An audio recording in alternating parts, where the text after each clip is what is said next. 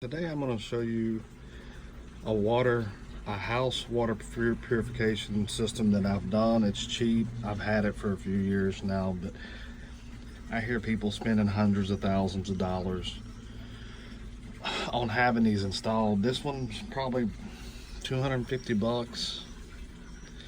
I mean, as you can see, I bought that part. It was a Whirlpool filtration system and put it together. That one, I've got two, the double filter to make the filters last longer. At least that's what I hope. And that's the dates where I've kept up with them, marked them, and how many days I've kept them in. You see, this is my main water line coming into the house.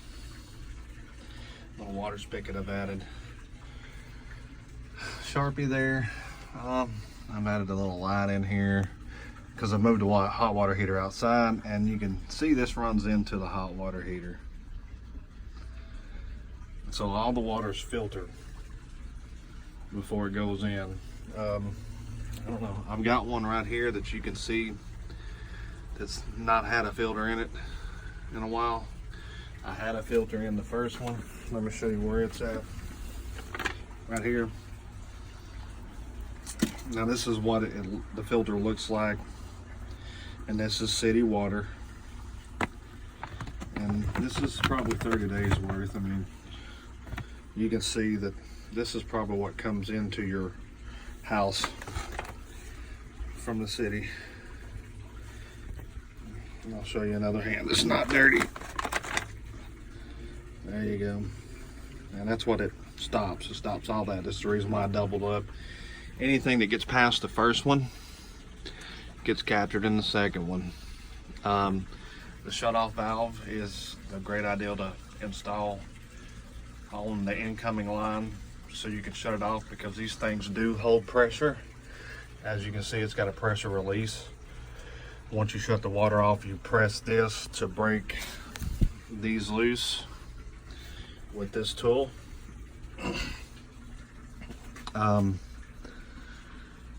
It's a great setup. It works. I wouldn't have it any other way. If I let the filters go too long, I can actually taste the water difference, or the difference in the water. But you can see some stuff floating in the bottom of that one. That's where I've took this filter out. I've got to clean these out before I put the new filter in.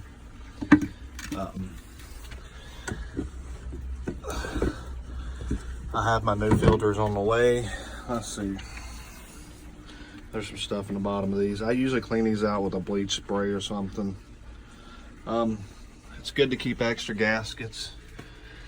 Sometimes you'll over tighten them, they do go bad, and you just snug it up there. You don't want to, when tightening these things, you don't want them super tight, but you want to make sure it's not leaking around the thing, because once you turn the water back on, you know it fills back up. So, but this is just a cheap and efficient way for a water filtration system for your house. I got some stuff all over the top of it where I changed it out today. Nothing fancy. It doesn't cost $300 or $400, $600, $700, thousands of dollars to maintain. You'll go get a filter. This one I put a regular filter in. This one I put the carbon filter in. If the carbon filter don't catch it, the regular filter does. 40 bucks a month with two filters. I run them probably 60 days. And sometimes longer, I'm not gonna lie. I usually base it on what my water tastes like, but as you can tell, like I said before, this is what comes in from the city water lines. And I mean, your water system may be a little better than ours, but I do live in Robertsdale, Alabama, so I don't know. But this one's only been in for 30 days.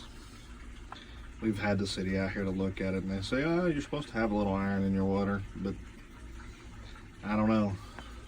I mean, I feel like if you're treating my water and I'm getting it from you, I shouldn't get water like this at my house. But this filtration system's done good. It's been in here for a few years now. I have an extra filter on my refrigerator, but it's going to last 3 times as long because I have everything filtered here. So people that just spend thousands of dollars on these things, you're crazy. I mean, this is a very cheap and inefficient way. And also, you know, if you want to move your hot water heater outside, just build you a little shop like this, little shed.